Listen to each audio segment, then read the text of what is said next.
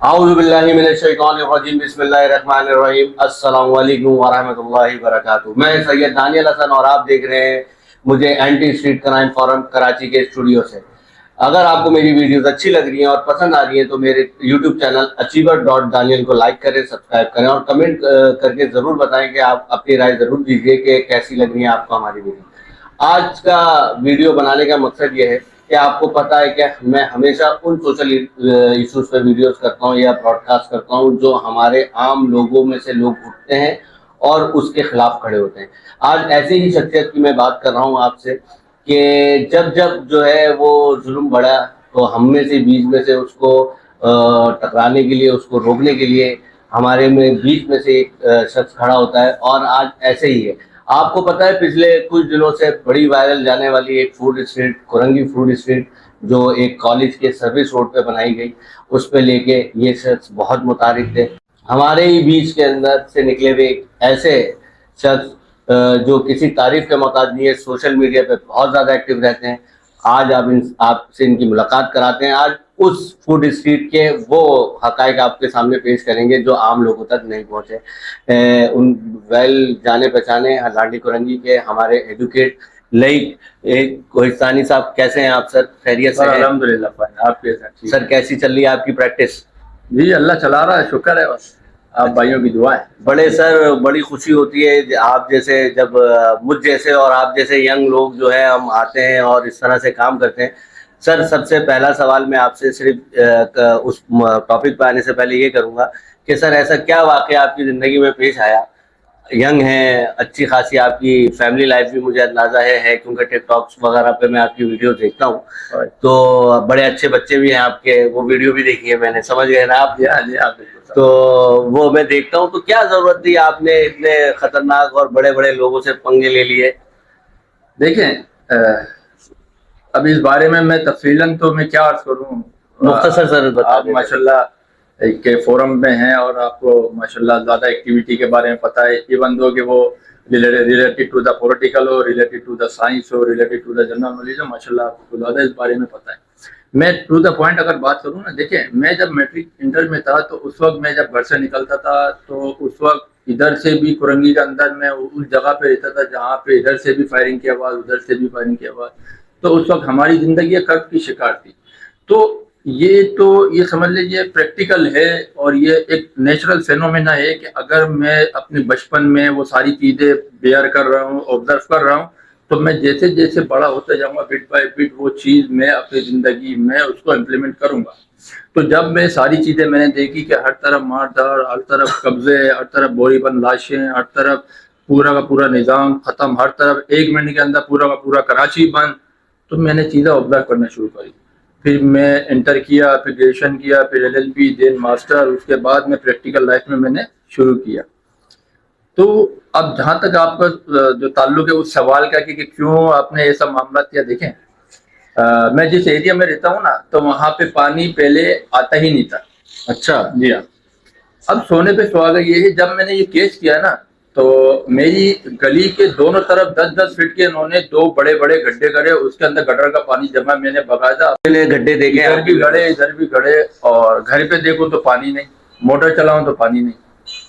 ऐसी मैंने अभी जब फूड स्ट्रीट के अगेंस्ट मैंने केस किया उसके बाद मैंने ये सारे मामला देखे। फिर एक दिन ऐसा होता है कि मैं अपने बच्चों के साथ और फैमिली के साथ जा रहा होता हूँ, मुझे 2 मोटरसाइकिल पे 4 लोग आते हैं, मुझे रोक के थ्रेट देते हैं। मैंने उसकी एप्लीकेशन कुरंगी जमान टाउन थाने के अंदर दी, उसकी रिसीविंग मेरे पास मौजूद है। अब जहाँ तक ताल्लुक है कि क्यों करिए, तो मैं कस्मा पुरसी का शिकार, और यूँ कह लें कि मैं एक वकील होने की हैसियत से मैं अगर इलियास कोच के अंदर लटक के अगर मैं कोर्ट जाता हूँ तो हर इंसान मुझे कमतर समझता है क्योंकि मेरा ताल्लुक कुरंगी से और मेरे पास वो नेचुरल चीज़ें नहीं है कि जो दूसरों के पास होनी चाहिए थी। मिसाल के तौर पे मेरे पास मीठा सिंगल एक गिलास जो पानी है ना वो नहीं है। जब मैं ऑफिस से घर जाता हूँ तब मुझे गिलास भर के लेके जाना पड़ता है, और अगर मैं रोड से जा रहा हूँ तो उस फूड स्ट्रीट की वजह से मेरे को जो है ना बहुत ट्रैफिक जाम पर मैं भी शिकार हो रहा हूँ, मेरे साथ साथ कुरंगी के दीगर लोग भी शिकार हो रहे हैं। अब वो अरसा दराज से हम छोटे से बड़े हो गए, हम देखते आ रहे हैं कि वो सर्विस रोड है, हम आराम से वहाँ पैदल भी जाते थे, हम आराम से वहाँ बाइक भी लेके जाते थे। सडनली ऐसा होता है कि वहाँ पे जो है ना शॉप बनना शुरू हो जाती हैं। शॉप बनने के बाद उसके ऊपर बाकायदा बोर्ड लग जाता है। फिर पता चलता है कि भाई वो 4-4, 8-8, 10-10 लाख की बिकना शुरू हो गई। फिर पता चलता है कि वो भाई कुरंगी होकर डॉन बन गया। सो मैं बड़ा इन चीज़ों से, ये बड़ी कंसर्न वाली बात थी, तो मैं फिर हाई कोर्ट गया, मैंने पिटीशन सबमिट करी। पहले legal notice, then high court में मैंने पिटीशन सबमिट करी। अब फैसला आप लोगों के सामने। अच्छा सर, मुझे ये बताएं, इसको थोड़ा सा मैं फॉलो भी कर रहा था, तो मैंने सुना कि केस तो आप जीत गए थे जी हाँ। और केस जीतने के बाद डिसमिस हुआ, तो ये कैसे पॉसिबल है कि हम आम लोगों का तो तासुर ये है कि भाई केस जीत गए बस विन विन पोजीशन, कि केस जीतने के बाद कैसे डिसमिस हो जाता है? देखिए भाई, आप लगता है मेरे पे कंटेम्प्ट ऑफ कोर्ट लगा देंगे। मैं तो आसान से आप व्यूवर्स के लिए समझाएं, जो आम पब्लिक को समझ में आए, ताकि वो ये समझ सके ना। नहीं, देखिए basically being a professional educate lawyer, 12 साल या 10 साल तक कमी बेश मुझे होगा। तो देखें, मेरे को तो अपने अदलिया पे और ऑनरेबल जजेस पर पूरा का पूरा मुकम्मल एतमाद और भरोसा है। बिल्कुल ठीक है।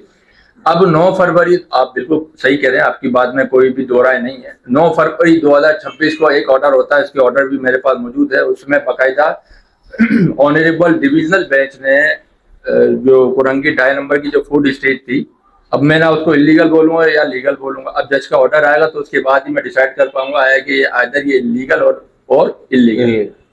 तो भाई उसके बाद 9 फरवरी 2026 का ऑर्डर होता है कि भाई ये फूड स्ट्रीट डिमोलिश करो। उस वक्त AAG एडिशनल एडवोकेट जनरल उसने टाइम लिया 14 दिन का। बाकायदा ऑन द रिकॉर्ड मेरे पास ऑर्डर में ये चीज मेंशन कि मैं 14 दिन में रिपोर्ट जमा करा दूंगा after demolish this food street. ये बाकायदा ऑर्डर में मेंशन।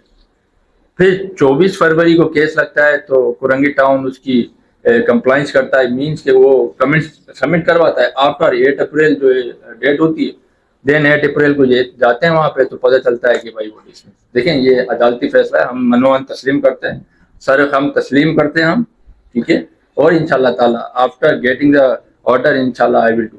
तो अब जब ये केस डिसमिस हो गया, तो आपका अपना अगला लाए अमल या अगला कदम क्या है, कि आप इसको हाई कोर्ट लेके जाएंगे या सुप्रीम कोर्ट, क्या मतलब आपका लाए अमल होगा? देखें, ये तो मैं समझता हूँ ये शेर हासिल जो हमारी गुफ्तगू हो रही है, ये सबका लब्बो लुबाब ये आखिरी सवाल में कंक्लूड है, मैं समझता हूँ। तो जैसा कि मैंने अपने ऑफिशियल अकाउंट में भी ये बात जिक्र करी थी कि इस मामला में मेरी अपनी लीगल टीम से बात हो रही है। मैं आपके चैनल के तवज्जुह से सबसे पहले तो शुक्रिया अदा करूंगा हमारे बहुत ही प्यारे बड़े भाई रिस्पेक्टेड मोहम्मद आसिफ जमाली साहब, जो मौजूदा Sindh high court bar association के सदर है। एज वेल एज मैं शुक्रिया अदा करूंगा आमिन नवाज बड़ाई साहब का, जो साहब का सदर कराची बार है और मेंबर सिंध बार, जिन्होंने मुझे हर कदम पे, हर सेकंड पे, हर घंटे में, हर 24 घंटे में मुझे बड़ा सपोर्ट किया। हमेशा मेरे कंधे पे हाथ रखा, हमेशा मुझे यकीन दिलाया कि आप मेरे छोटे भाई हैं, परेशान नहीं हो, आप अपने काम जद्दोजहद जारी रखें, हम आपके साथ हैं।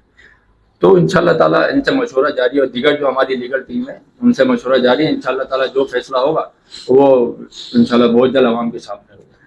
अच्छा सर, मुझे आखिरी जवाब दें, माशाल्लाह से आपके साथ आपके इतने सीनियर हसीब साहब और दूसरे जो आपने नाम लिए, ये सारे लोगों के बावजूद भी आप एक खुद भी एक ऐसा प्रैक्टिशनली वकील हैं, तब आप एक इस तरह की सिचुएशन में आ गए, तो आम आदमी का क्या हाल होगा? मतलब मैं खुद बचपन से उस जगह कॉम्प्रिहेंसिव कॉलेज जो है उसका वो सर्विस रोड या ग्रीन बेल्ट के लिए वो होता था, अक्सर वहाँ पे बच्चे या बच्चियां जो है वो जब सर्विस रोड छुट्टी होती थी तो वहाँ खड़े होके अपने पेरेंट्स का वेट करते थे।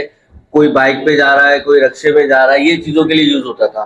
ठीक है। और वो अचानक से वो याद आता है कि ये रोड खत्म किया जाए और वो सर्विस।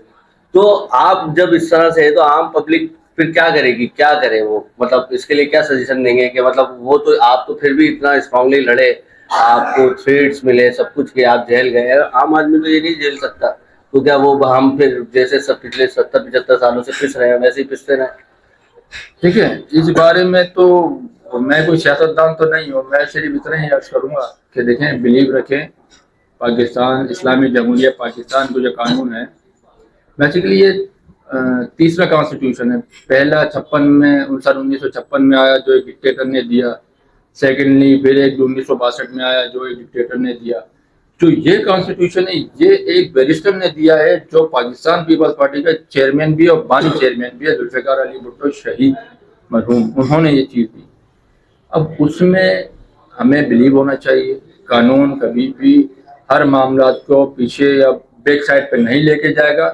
पानी जो है ना जब हमेशा गिरता है किसी पत्थर पे तो एक ना एक दिन लाजमी उसके अंदर होल करेगा। बिल्कुल ऐसे। ठीक है, तो मेरा ईमान है अल्लाह पे, मैं इन चीजों से कभी भी ना पहले डरा ना अब डरा। जितनी रूमर उड़ रही है, जो सो कॉल्ड जो लोग हैं, जो सो कॉल्ड लोग जो मेरे बारे में रूमर उड़ा रहे हैं, मैंने इतने ले लिए, मैंने उतने ले लिए और मैं ये कर दूंगा, मैं तो मेरे भाई आपकी चैनल की तवज्जो से उनको ये मैसेज देना चाहता हूँ कि भाई मेरा ताल्लुक जो है एक मुतवसत तबके से तो बहुत ज़रूरी है, बिल्कुल आप कह सकते हैं कि है और अल्हम्दुलिल्लाह है, मगर मैं अपने ज़मीर का सौदा कभी नहीं करता।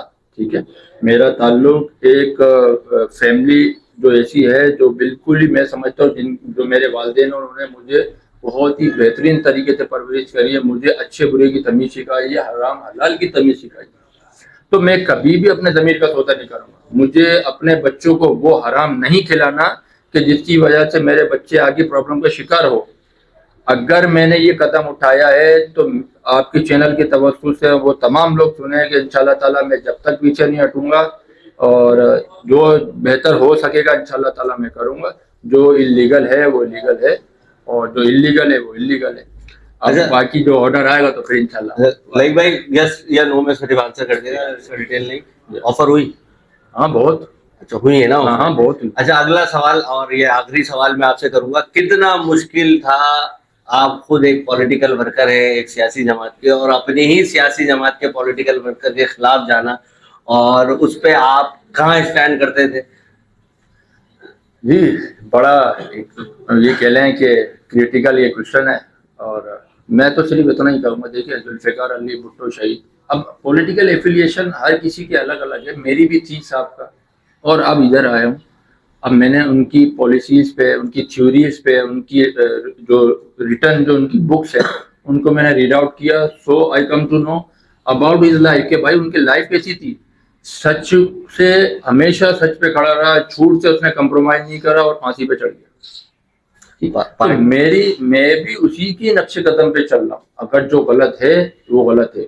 अब चाहे वो भी पीपल्स पार्टी के कारकुन है, वो बकायदा डिस्ट्रिक्ट के जिम्मेदार है, तो मैं भी डिस्ट्रिक्ट का पीपल्स लायर्स फोरम जो पीपल्स पार्टी का वकला फोरम है उसका डिप्टी जनरल सेक्रेटरी हूँ, मैं भी एक डिस्ट्रिक्ट का हूँ। मगर जो गलत है वो गलत है। अब ऑनरेबल कोर्ट ने कहा है, अब ऑर्डर आएगा इंशाल्लाह ताला, फिर उसके बाद फर्दर जो भी होगी अपडेट। अच्छा, बहुत बहुत शुक्रिया आपका लाइक भाई, आपका कीमती वक्त देने का। आज आपने लाइक भाई की ज़बानी सुनी, ये फूड स्ट्रीट जो है हमारे कुरंगी की, इसकी कहानी, और ये कहाँ के इस स्टैंड करता है, और जितनी इनके लिए जो रूमर्स उड़ रही हैं, जो फालतू की बातें उड़ रही हैं, आज उन सब की बातों का जवाब दिया लाइक भाई ने। बहुत बहुत शुक्रिया आप सबका, और स्पेशली लाइक भाई का। लाइक भाई और मुझे जो है एंटी स्ट्रीट क्राइम फोरम के स्टूडियो से इजाज़त दीजिए।